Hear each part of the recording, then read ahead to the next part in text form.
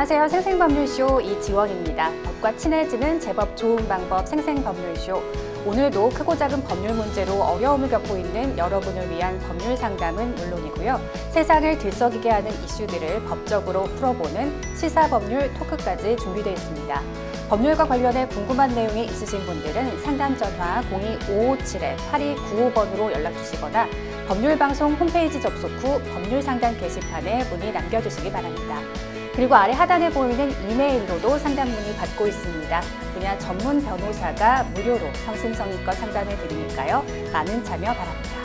네, 지금 이 방송은 유튜브를 통해서도 실시간으로 함께 방송되고 있으니까요. 많은 시청 부탁드리고요. 유튜브를 통한 소통의 창구도 활짝 열어두겠습니다. 그럼 오늘 도움 주실 변호사님 소개해 드리겠습니다. 법률사무소 HY의 황미옥 변호사 자리하셨습니다. 어서 오세요. 네, 안녕하세요. 법률사무소 HY 황미옥 변호사입니다. 예, 저는 형사 전문 변호사 그리고 가사 전문 변호사로 일을 하고 있고요. 많은 분들을 법률 상담 여기 코너에서 만나왔었는데 새롭게 다시 상담 코너를 맡게 되어서 굉장히 마음이 좀 뿌듯하고 또 기대가 됩니다. 네, 저 또한 정말 기대가 큰데요. 또 2월 첫 주가 끝나가지 않습니까? 황 변호사님은 그동안 잘 지내셨나요? 예, 사실 2월달 어떻게 보낼지라고 고민을 많이 했는데 요즘 날씨가 너무 추워서 그러니까요. 예, 다니지 않는 것이 상책이지 않나 뭐 이렇게까지 생각을 하고 있는데 아무쪼록 혹한기 건강 다들 주의를 해야 될 것 같습니다. 네, 오늘도 억울하고 답답한 분들을 위해서 명쾌상쾌 통쾌한 상담, 유익한 상담 해주시길 기대해 보겠습니다. 그럼 오늘 접수된 상담 미리 살펴볼까요? 장기수선 충당금을 돌려받고 싶어요. 제 아이디어를 도둑 맞았어요. 돈 빌려간 친구의 어이없는 상속 포기. 고부 갈등, 이혼 사유가 될까요? 이렇게 다양한 분야의 상담이 접수되어 있습니다. 잠시 후 변호사님과 함께 속 시원한 해결책을 찾아보겠습니다. 시청자 여러분께서도 어떤 해결책이 제시가 될지 계속해서 함께 지켜봐 주시기 바랍니다. 네, 생생법률쇼 첫 순서는요. 시청자 여러분이 법과 친해지길 바라면서 법적인 상식을 유익하게 설명해주는 시간이죠. 새롭게 시행되는 법령을 한눈에 쏙 살펴보는 이달의 법령으로 함께 하겠습니다. 아이의 울음소리 듣기 힘든 요즘 정말 반가운 소식이 있는데요. 최근 남녀고용평등법 개정으로 배우자 출산 휴가에 대한 지원이 늘어난다고 하는데요. 구체적으로 어떤 것들이 달라지는지 자세히 짚어주시죠.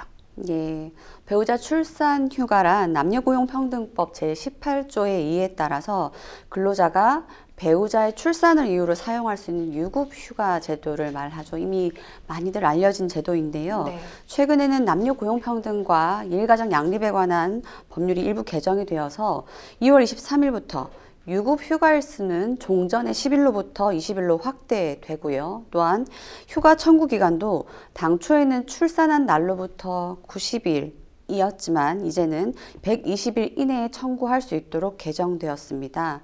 분할 사용 횟수도 1회에서 3회로 나누어 사용할 수 있도록 되었는데요. 이러한 개정 법령은 이미 배우자 출산 휴가를 사용한 근로자라 하더라도 25년 2월 23일 시행일 당시 기준으로 배우자 출산 휴가 청구 기간이 남아있는 근로자 혹은 사용 중인 근로자에게도 모두 적용되도록 개정되었습니다. 예를 한번 들어보겠습니다. 24년 12월 1일에 배우자 출산일로부터 배우자 출산휴가 10일을 모두 사용한 근로자라고 하더라도 25년 2월 23일 개정 시행일 기준으로 개정 시행일 이후에 출산일로부터 90일 이내의 청구 기간이 남아있기 때문에 따라서 개정법 적용의 대상이 되고요. 개정법령에 따라서 배우자 출산휴가 10일을 더 사용할 수 있도록 적용이 되는 것입니다. 네, 이 배우자 출산휴가는 보통 출산일 이후에 많이들 사용을 하시는데요. 출산일 전부터는 사용할 수 없는 건가요? 예, 원칙적으로는 배우자 출산휴가는 출산일 이후에 사용하는 것이 바람직한데요. 네. 하지만 출산을 위한 준비 과정 등을 고려하여서 휴가 기간 안에 출산 예정일이 포함되어 있다면 출산일 전이라 하더라도 휴가를 청구해서 사용할 수 있도록 하고 있습니다. 사업주는 근로자가 출산 전에 사용하고자 청구한 경우에는 배우자 출산 휴가를 정당한 사유 없이 거부할 수 없도록 규정되어 있습니다. 네, 또 요즘 사실혼 관계에서 출산을 하게 되는 경우도 있는데요, 변호사님. 이런 경우에도 배우자 출산 휴가 사용이 가능한가요? 예. 기존의 법률혼만을 보호하던 제도에 대해서는 여러 가지 비판이 있었습니다. 이것이 출산율을 저하시키는 요인이라는 지적도 있었는데요.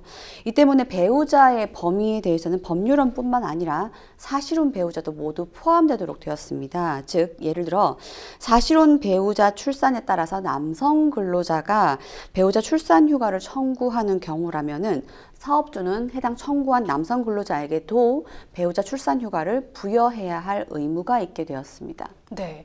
그런데 회사에서 배우자 출산 휴가 대신에 연차 먼저 소진하라고 하는 경우가 있다고 합니다. 이런 경우는 어떤가요? 예.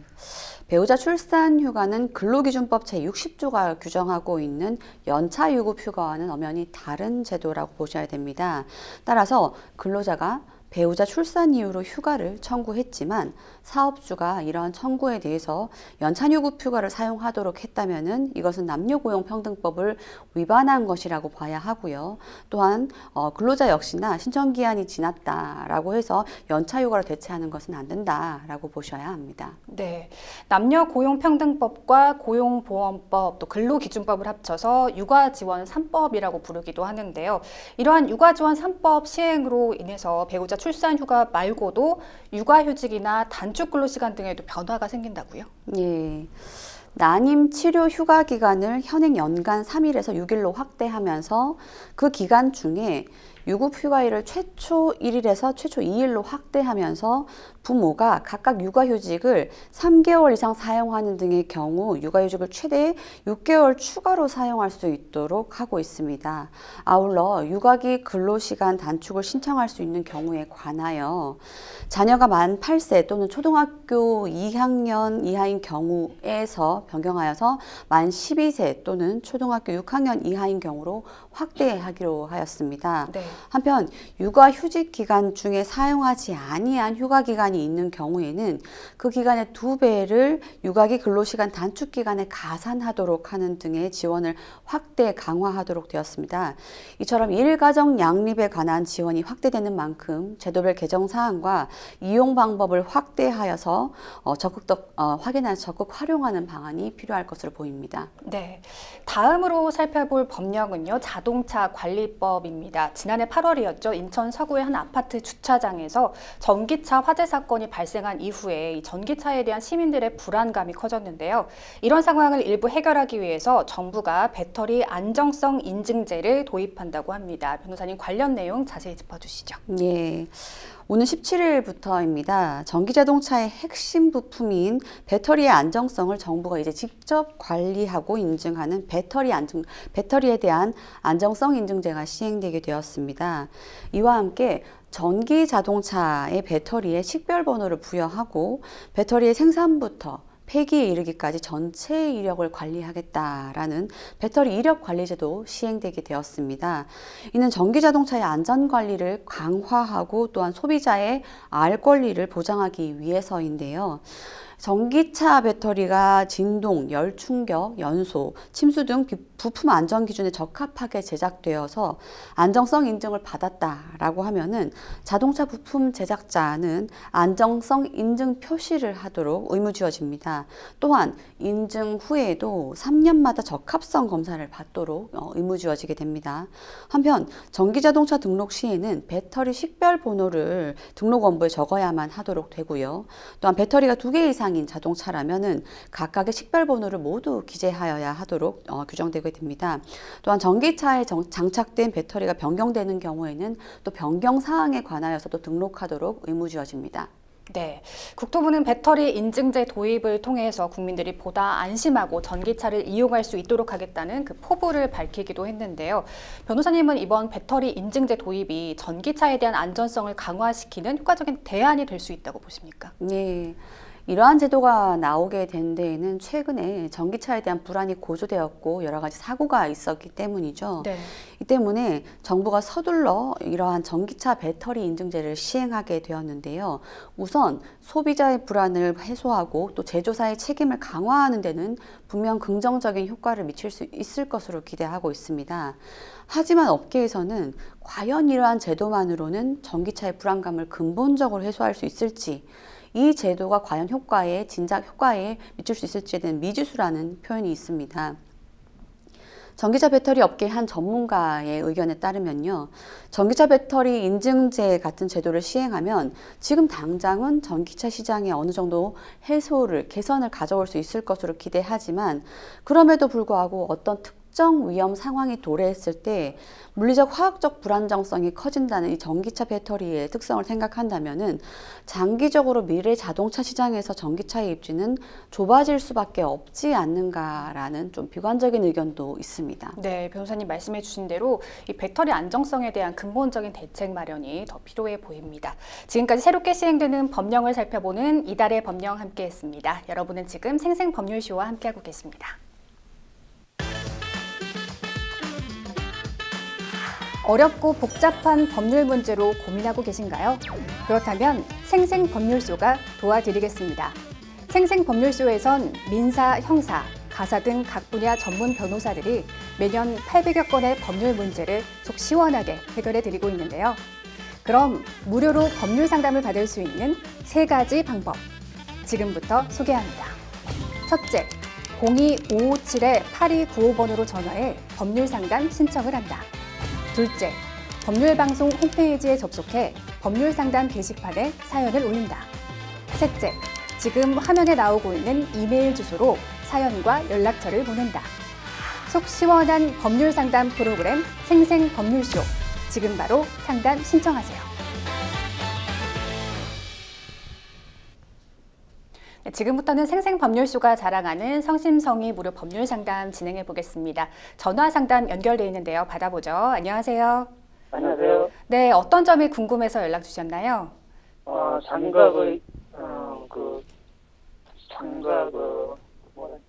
상가 충당금 회수할 수 있는지 그것도 물어보고 싶고. 네, 장기 수선 충당금을 말씀하시는 거죠? 예, 예. 네, 네.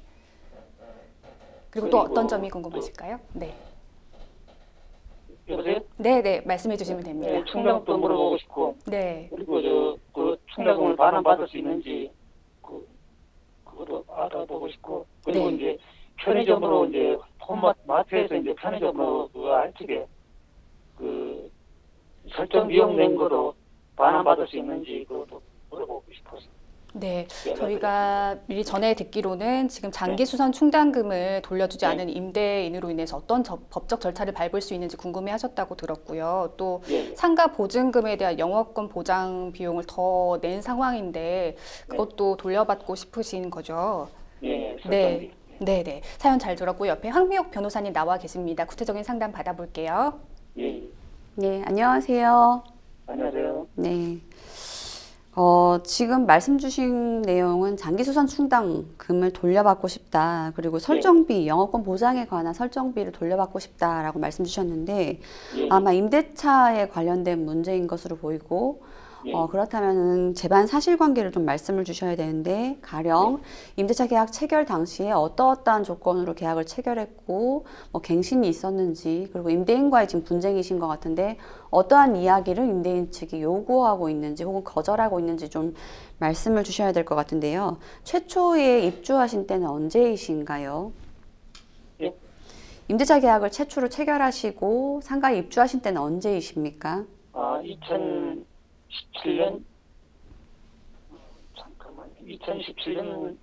2월 한 5일 정도 된 것 같은데. 예. 당시에 보증금과 기간과 그리고 월세는 어떻게 계약하셨는지. 보증금은 1억 5천이고요. 월세는 550.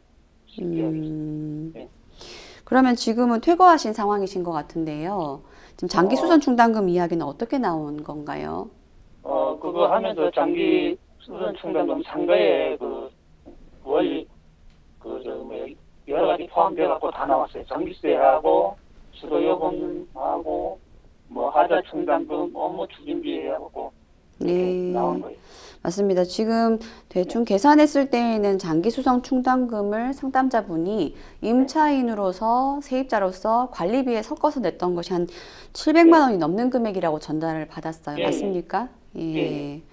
요 계산을 잘 하셨을 것으로 생각이 되는데, 네. 통상의 경우에는 공동주택관리법상에 뭐 승강기가 설치되어 있는 곳이거나 아니면은 중앙집중식 난방 등의 방식이 있다면은 반드시 장기수선 충당금을 수거해야 하고, 다만 이 수거하는 방식이, 거두어가는 방식이 관리비에 포함되어서 거두어가다 보니 통상의 경우는 임차인이 먼저 장기수선 충당금을 납부한 이후에 퇴거할 때 임대인으로부터 다시 그것을 돌려받는 방식을 취하고 있는데, 그러한 요청을 해보셨나요? 임대인 측에게?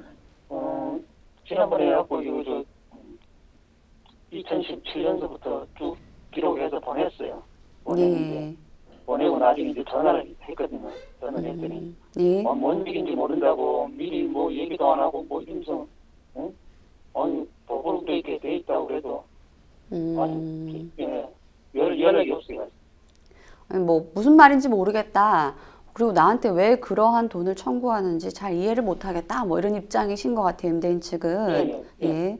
자, 그러면 장기수선 충당금에 대해서는 좀 전에 말씀드렸던 것처럼 네. 공용 구간에 대해서 장기적으로 수선이 필요한 목적을 위해서 거두어가는 돈인데, 네. 편의상 세입자들이 내는 돈이다라고 생각하면은 임대인 즉 소유주가 내는 것이 맞고, 다행스럽게도 공동주택관리법 시행령이라는 법령에는 네. 공동주택의 소유자는 장기수선 충당금을 사용자 즉 세입자가 대신하여 납부한 경우에는 그 세입자에게 해당 금액을 반환하여야 한다라고 또 명문으로 규정이 되어 있습니다. 네. 이런 점을 일단 임대인 측에게 잘 전달을 하시고, 네. 근데 통상의 경우는 법에 나와 있다라고 하면 또 새로운 이야기를 하는 경우가 많죠. 그래서 상대방의 이야기에 대해서 인정하고 지불하는 경우가 그렇다면 다행인데, 그러지 않는 경우가 많아서 뭐 그런 경우는 어쩔 수 없이 법원이라는 중재자의 역할을 받아서 강제 판결을 받아야 되는 거죠. 그래서 요점은 지금 말씀 주신 것처럼 세입자분이 2017년부터 지금에 이르기까지 약 700만 원 정도의 장기수선 충당금 납부한 것은 상가 임대인, 상가 주인으로부터 반환받으실 권리가 있는 것이 맞고, 상가 임대인이 그것을 자발적으로 주지 않는다라고 하면은 비록 소액이지만 임대인에게 강제로 좀 청구를 하는, 법원에 소를 제기하는 방법을 검토를 해보셔야 됩니다. 그러면 그 절차는 뭐 어떻게 돼요? 일단 먼저 자발적으로 지불해 주시기를 요청하셔야 될 것 같아요. 이 과정에서 통상적으로 뭐 내용 증명 이런 걸 보내시는 경우도 있는데, 내용 증명을 보내서 자발적으로 주는 경우는 제가 잘 못 봤고요. 그렇기 때문에 일단 임대인 측에게 이러저러한 내역을, 그러니까 그동안 장기수선 충당금을 임차인이 대신 납부했던 내역을 제시를 하면서 나에게 지불해 줄 것을 요청하시고, 상당한 기간 그래갖고 다 보냈는데 보내셨다는 말씀이에요. 예. 이 양반이 그 옛날에 그 임대자들한테도 막 대했어요. 뭐 무조건 뭐 하여튼 뭐 그래요. 많이 그거 했다고 예. 소문 들었어요. 자기 입으로도 얘기하고. 이 상가를 소유하고 있으면서 과거의 임차인들로부터도 그렇게 좋은 평판을 받지 못했던 분인 것 같습니다. 예. 그냥 뭐 계약 기간도 안 끝났는데 막 내쫓고 막 이랬다더라고. 심지어 계약 기간 만료 전에도 세입자를 강제 퇴거시키기도 했다고요. 네. 그래서 그 요청을 하셨다라고 하면은 지금까지 사실 자발적으로 주지 않았기 때문에 여기 법률 상담까지 의뢰를 하신 것 같은데요. 네. 이 상황이라고 하면은 잘 정리하셨던 93개월치의 장기수선 충당금 대납 비용 744만 원을 법원에 대해서 청구를 하셔야 될 것 같고, 법원이 강제적인 판결을 내려주시기를 요청하는 그런 제도거든요. 그래서 관할 법원에 간단하게 지급명령 신청 제기하는 거 생각해 볼 수 있을 것 같고요. 법원에 그럼 어떻게 신청해야 돼? 마치 금전적인 청구를 하는 내용인데, 먼저 소장을 작성을 하셔야 됩니다. 소장에는 내가 받고 싶은 금액이 얼마고 그 금액이 왜 산정되었는지 근거를 판사에게도 알려주는 구조를 띠고 있는데, 상담자분이 원고가 되시는 거고 임대인이 피고가 되는 거예요. 그리고 이 판결을 받았을 때에는 사실 줘야 하는 돈임에도 불구하고 임대인이 이제껏 미루었기 때문에 불가피하게 임차인이 법원에 소송까지 제기한 부분이 있지 않습니까? 이 과정에 들어갔던 소송 비용은 당연히 임대인 당신이 부담해야 된다라고 추가를 해서 소장을 제기를 하셔야 되는 거고, 오늘 소송 제기한다고 해서 당장 다음 달에 판결 나고 이런 구조 아니거든요. 소송은 지연이 좀 심하기 때문에 법원으로부터 판결을 좀 받으셔야 되고 대략적으로 수개월 정도 기간이 지나면 판결 받아서 강제 판결로서 받고자 했던 금액을 지불받으실 수 있는 구조를 띠고 있습니다. 그럼 양식은 뭐 어떻게 해야 되는 거예요? 여기서 양식까지 말씀드리기는 어렵고 일단 법원으로 가시면은 소장의 기본적인 구조를 확인하실 수 있어요. 뭐 요즘엔 인터넷도 많이 나오는 것 같으니까 그 양식을 확인하셔서 원고가 본인이라는 점, 피고가 임대인이라는 점 그걸 기본적으로 아시고 청구하는 금액은 744만 원이라는 점을 이걸 아시고 다만 산정한 근거는 반드시 소장에 첨부를 해주셔야 된다. 이걸 기본적으로 생각하시고 관할 법원으로 찾아가시는 게 기본적인 과정입니다. 그리고 그 전에 이제 내용 증명서를 먼저 보내는지. 내용 증명 벌써 보내셨습니까? 아니, 그건 안 보냈어요. 그건 안 준비해 보내고 주셨군요. 이제 그 여러 가지 이제 지급된 내역서하고 요거 확인해 보시고 계좌이체 해달라고 그렇게 문자 넣고 나중에 전화를 했어요. 예. 그 내용들이 결국 소장을 구성하는 내용들이 될 것으로 보이고 그 내용들을 다 첨부를 하셔야 되는데 지금 상황에 소장을 어떻게 작성하는지 가이드를 말씀드리긴 좀 어려운 부분이 있어요. 방송이기 때문에. 예. 그리고 다음 주제로 넘어갈까요? 예. 영업권 보장 비용 설정비라는 말씀을 주신 것 같은데 네. 그 방송 전에도 잠깐 좀 체크를 했었습니다만은 이게 구체적으로 어떤 부분일까요? 권리금이라고 봐야 됩니까? 이거 어떻게 봐야 됩니까? 어떻게 지불하시게 된 건가요? 제가 저는 이제 홈마트를 했거든요. 홈마트 운영하다가 이제 한 5개월 남겨놓고 세븐 편의점으로 세븐 편의점으로 전환한 시기에 예. 건물 주인한테 이제 허락을 받았어요. 예. 허락을 받고서는 이제 세븐 본사에서 이제 왔어요. 네. 와갖고서는 같이 이제 네 사람이 앉아서 이제 얘기를 했는데, 네. 건물 주인이 설정비를 세븐에서 달라고 그랬어요.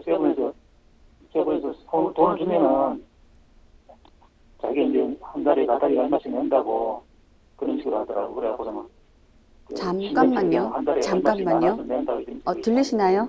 네, 세븐에서는 여기서 잠깐만 요거 좀 정리할게요. 세븐이 그러니까 우리가 잘 알고 있는 편의점 본사를 얘기하시는 것 같아요. 그 편의점 측이 업체 측이 설정비를 달라고 했었다라는 부분인데 이게 어떤 설정비를 의미하는 것인가요? 이 세븐에서 일하고 세븐에서 이제 임대를 했으니까 예. 임차인 같은 경우는 그러니까 임차인이 원래 임차인이 세븐에서 돈을 받았으면은 임차인이 설정을 해줘야 되잖아요. 담보를 설정. 예. 설정을 해줘야 되는데, 근데 세븐에서 임차인이 못 해준다 그래갖고, 그러면은 세븐에서 돈을 달라. 예. 돈을 주면 자기 임차인이 낸다고. 그런데 세븐에서 돈을 못 준다 그랬어요.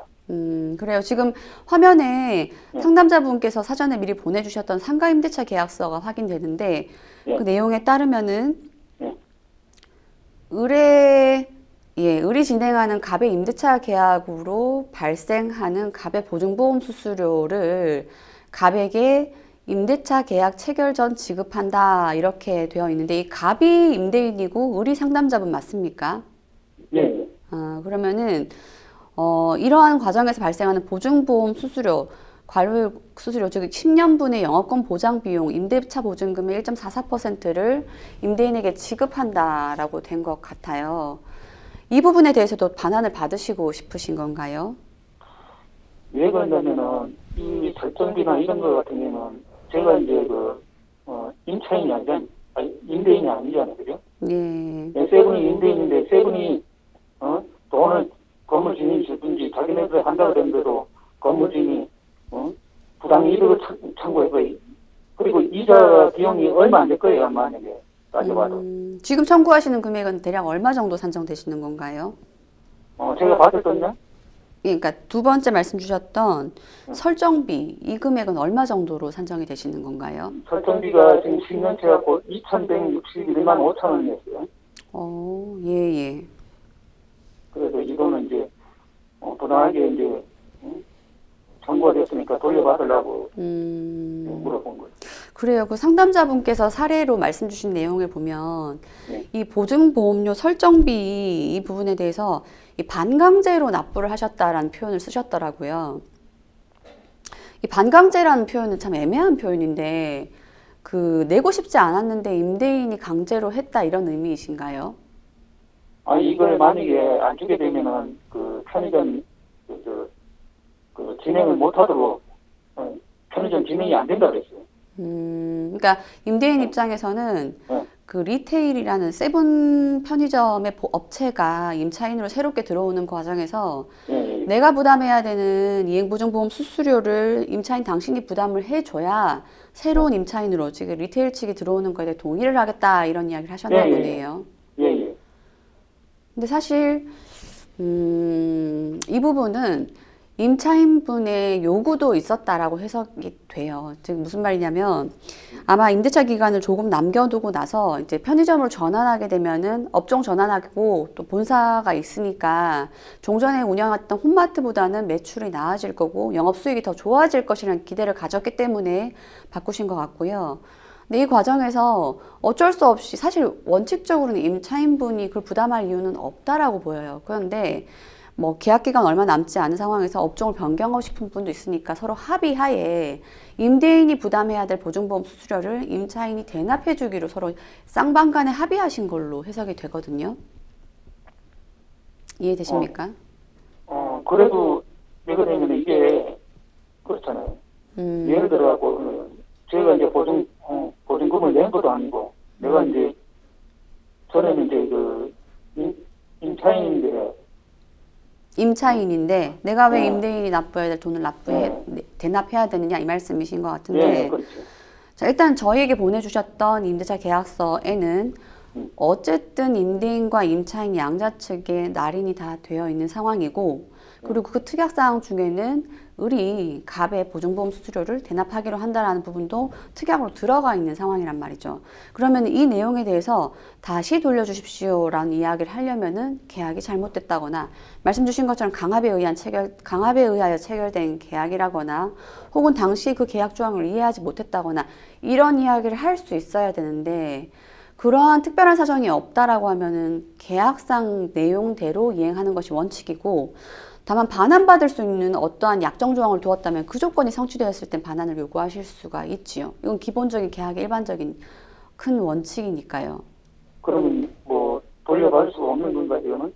지금 상황을 봤을 때에는 약정에 의해서 지불됐던 돈이기 때문에 돌려달라고 할 만한 근거는 없다고 보이고 다만 지금 상황을 봤을 때 편의점에 대해서 처음에는 약간의 기간을 그러니까 처음에는 마트 임대차 계약 체결했을 때에는 기간 조금밖에 남지 않았는데 이 문제 때문에 총 7년 정도를 더 운영하셨다 이렇게 해석이 되는 것 같아요.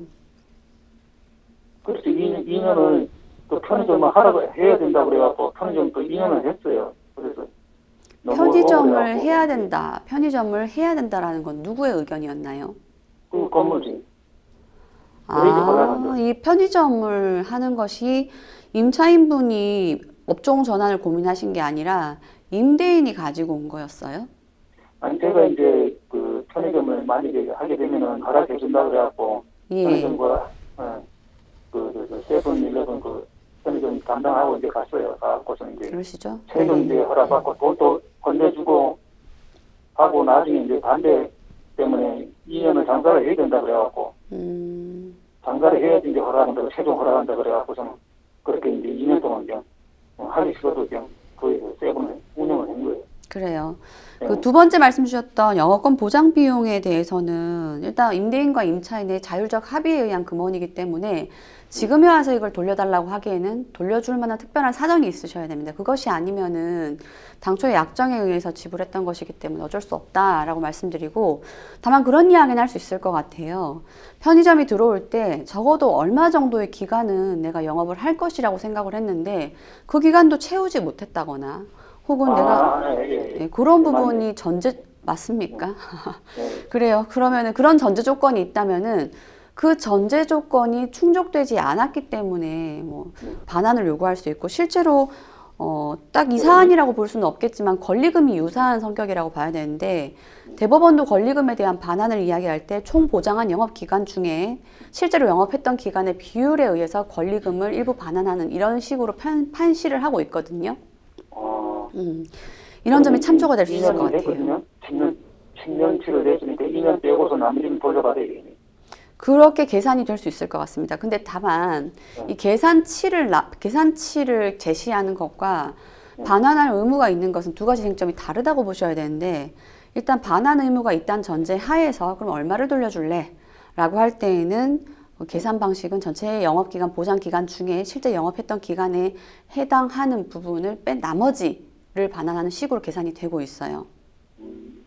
그러면 이것도 절차를 또 밟아야 되는 거예요? 네, 맞습니다. 일단 전화를 해갖고 그렇게 일단 기록을 해갖고 저 문자 넣고 전화하고 그렇죠. 그리고 예, 안 맞습니다. 되면은 또 법원 가서 또 통장을 써야 되는 거예요? 예, 맞습니다. 그리고 요즘에 또 새로운 법이 생겨서 아무리 돈 받을 권리 있는 사람이라 하더라도 여러 번 연락하면 문제될 수 있으니까 고소당할 수 있으니까 한 번 정도 요청을 하시고 자발적인 이행이 되지 않는다면은 첫 번째 요구할 것은 장기순환 충당금 반환 그리고 두 번째는 말씀 주셨던 영업보증금에 대해서 일정 비율에 대한 반환 두 가지를 한꺼번에 처리하시는 것이 이른 점 간명할 것 같습니다. 영업보증금 반환, 장기 충당금 반환. 네, 그렇습니다. 예, 고맙습니다.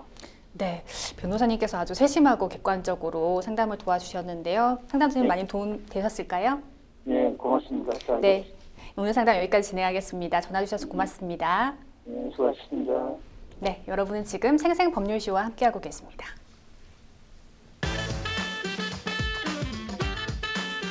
어렵고 복잡한 법률 문제로 고민하고 계신가요? 그렇다면 생생법률쇼가 도와드리겠습니다. 생생법률쇼에선 민사, 형사, 가사 등 각 분야 전문 변호사들이 매년 800여 건의 법률 문제를 속 시원하게 해결해 드리고 있는데요.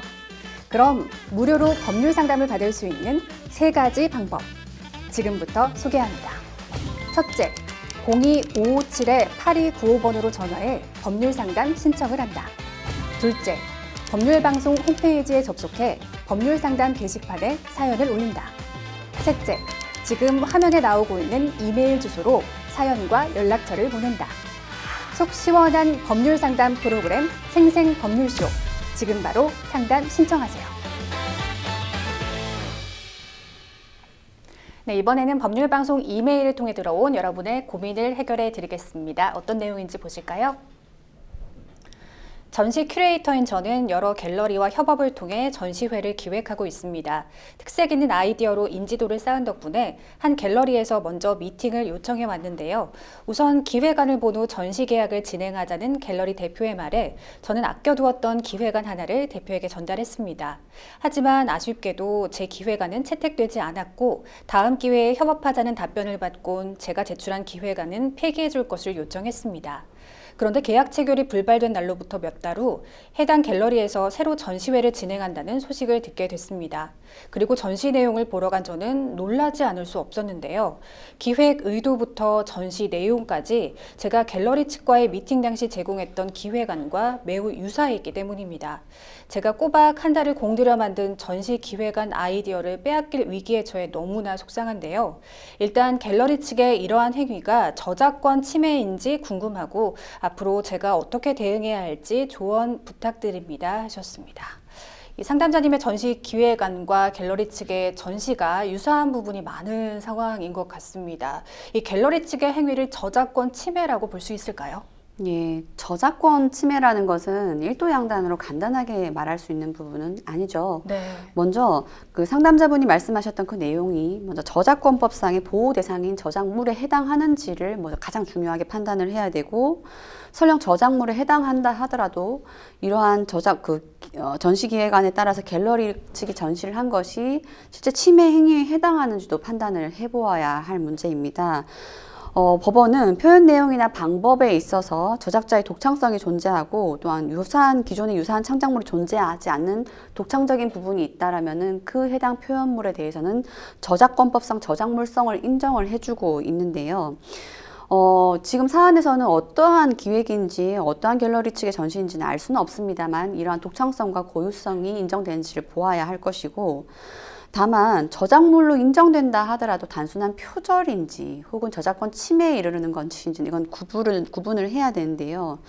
실제로 창작자들이 법률 상담을 요청할 때 단순 표절과 저작권 침해를 구별하지 못해서 좀 혼용하는 경우가 꽤 많은 것 같습니다. 네. 단순히 방법론을 베끼는 문제다라고 하면 이것은 아이디어의 침해로 보는 저작권 침해는 좀 다르다고 보아야 할 것이고, 윤리적 비난이 가능한 표절에 불과하겠지만 오히려 표현 방식의 고유의 독창성을 다 침해하는 것이라고 하면은 이것은 저작권 침해에 이르러서 위법성, 불법성을 논해야 될 문제로 바뀌게 되는 것이지요. 네, 좀 표절과 저작권 침해를 구분해서 봐야 한다고 말씀을 해주셨는데, 그럼 당장 이 상담자께서 갤러리를 대상으로 취할 수 있는 어떤 법적 조치는 아무것도 없을까요? 예, 단순 표절에 그친다라고 하면 그것은 윤리적 비난의 영역이라고 봐야 합니다.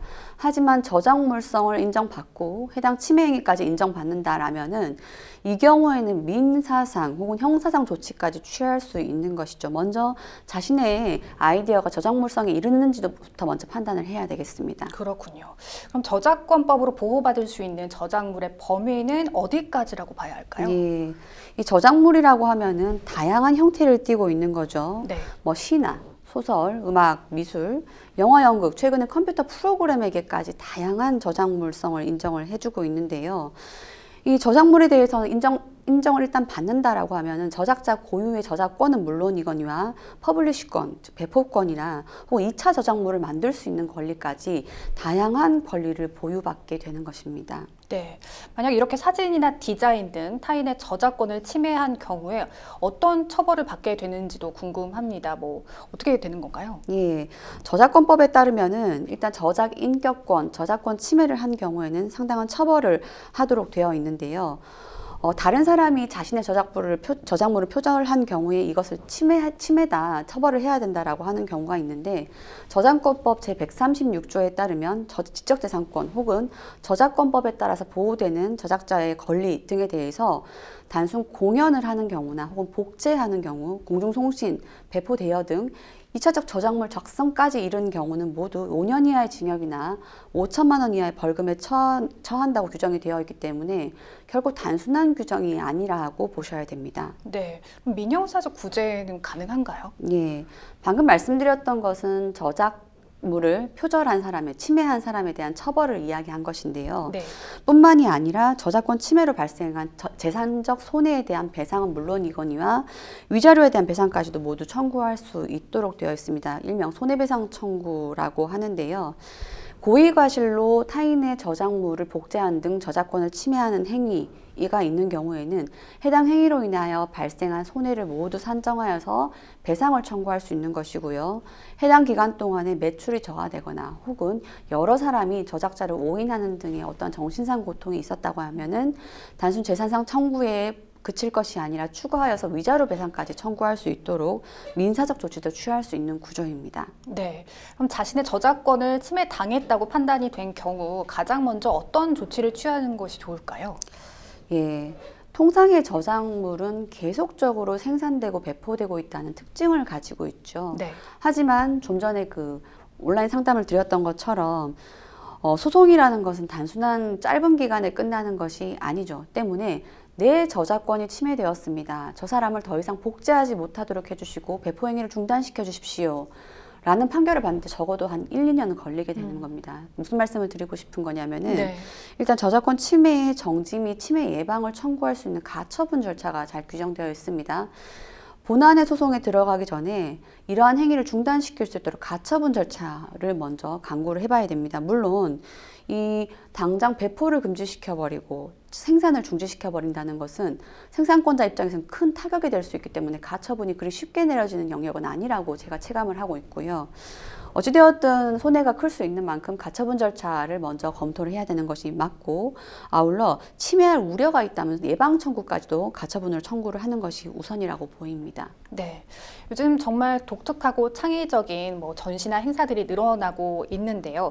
예외적으로 이 아이디어 자체만으로 아이디어의 독창성이 인정이 돼서 저작권 침해 분쟁에서 승소한 사례가 있을까요? 예, 저작권 침해 분쟁이라고 하면 너무 많은 사건들이 있지요. 예를 들면은 동화 작가분들의 아주 독특한 표현 형식, 그러니까 채색 방식이 아니라 점토를 만들어서 동화책을 만들었는데 과연 이것이 저작자의, 창작자의 고유한 방식인지에 대해서 상당히 오랜 기간을 끌었던 구름빵 사건도 있었고요. 네네. 네, 그런 부분에 대해서 일부는 승소하고 일부는 패소한 것인 것으로 알고 있는데, 이런 부분에서 가장 쟁점이 되는 것은 결국 이러한 표현 방식이 고유한 표현 방식으로서 저작권으로 인정될 만한 것인지가 제일 중요하다라고 봐야 되는 것이죠.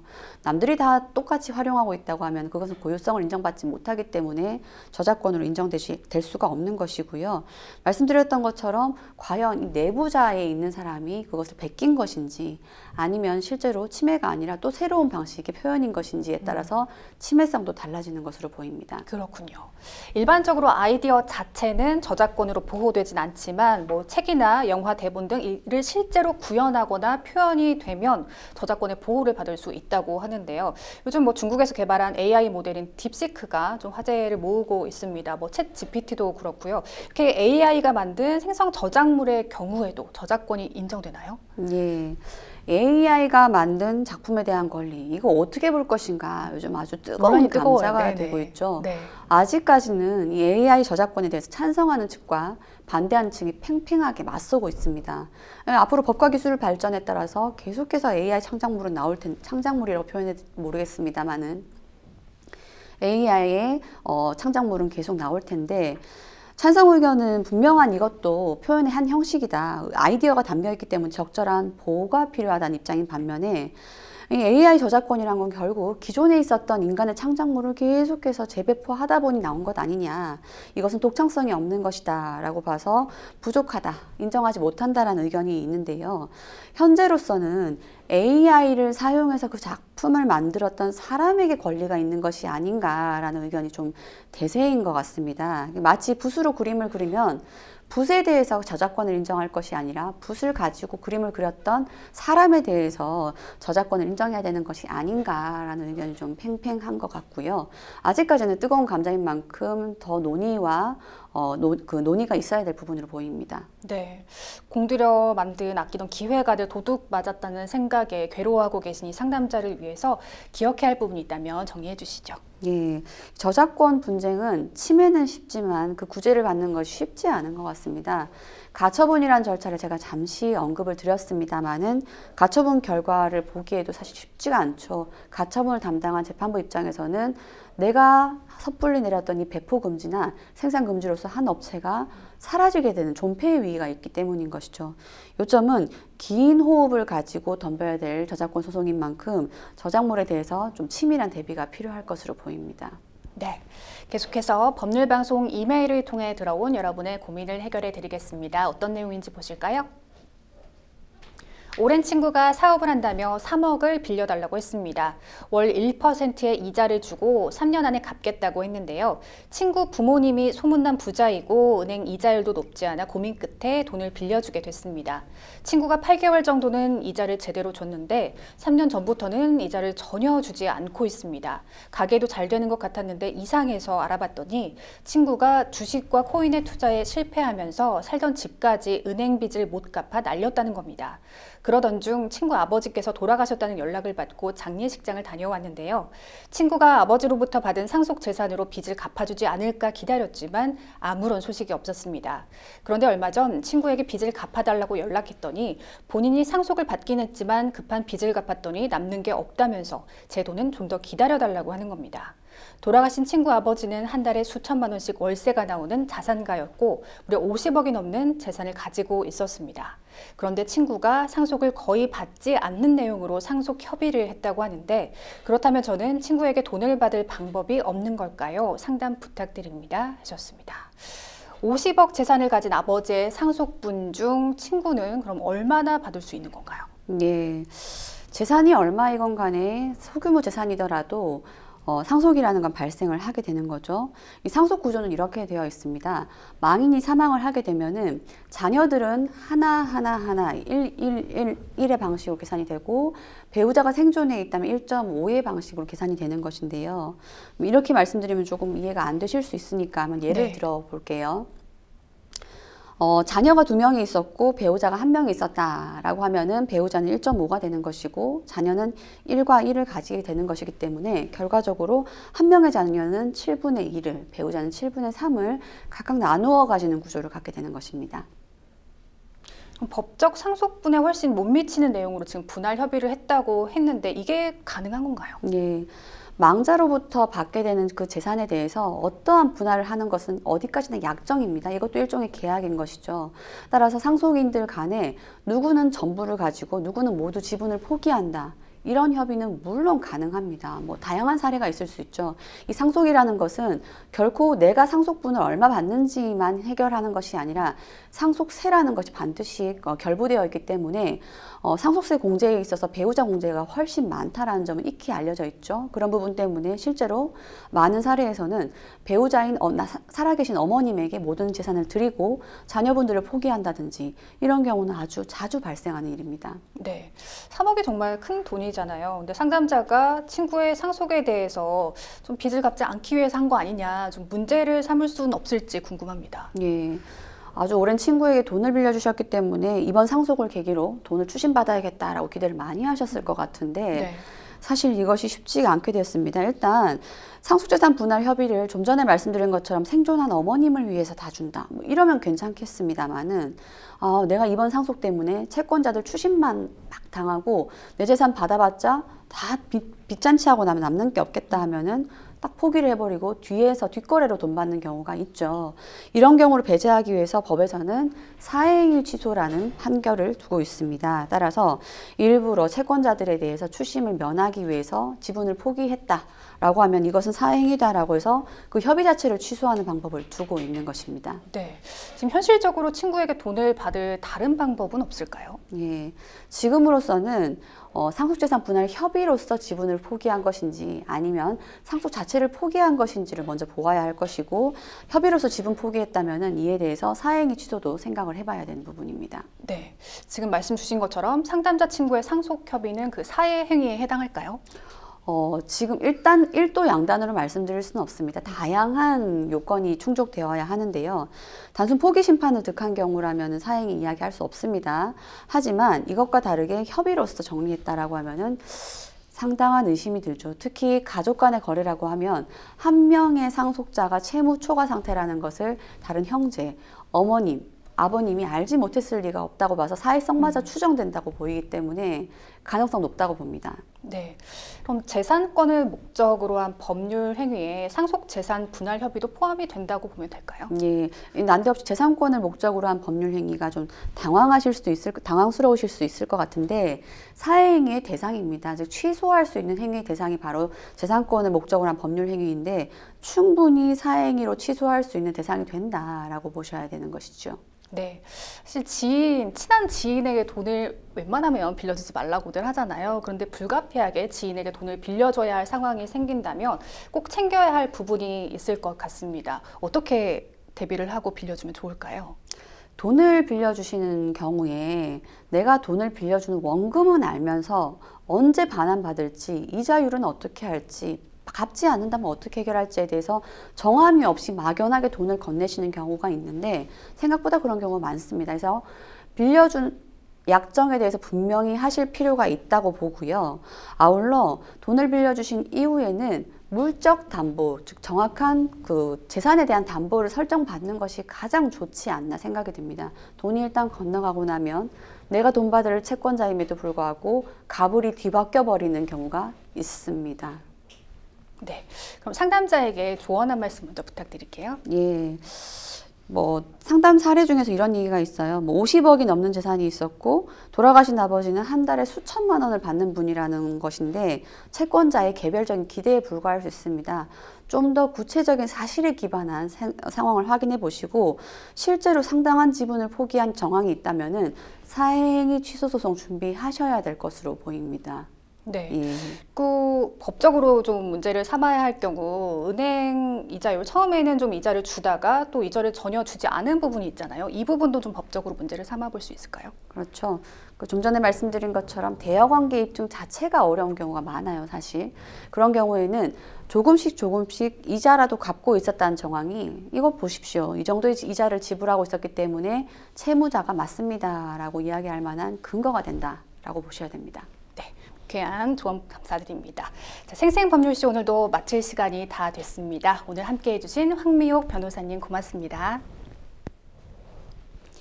네, 오늘도 많은 분들의 상담 전화가 계속 걸려오고 있습니다. 법률 상담 참여 방법 다시 한번 알려드리겠습니다. 상담 전화 02-557-8295번으로 연락 주시거나 법률방송 홈페이지 접속 후 법률 상담 게시판에 문의 남겨주시기 바랍니다. 그리고 아래 하단에 보이는 이메일로도 상담 문의 받고 있습니다. 각 분야 전문 변호사가 무료로 성심성의껏 상담해 드리니까요. 많은 참여 부탁드리겠습니다. 오늘 준비한 순서는 여기까지입니다. 시청해 주신 여러분 고맙습니다.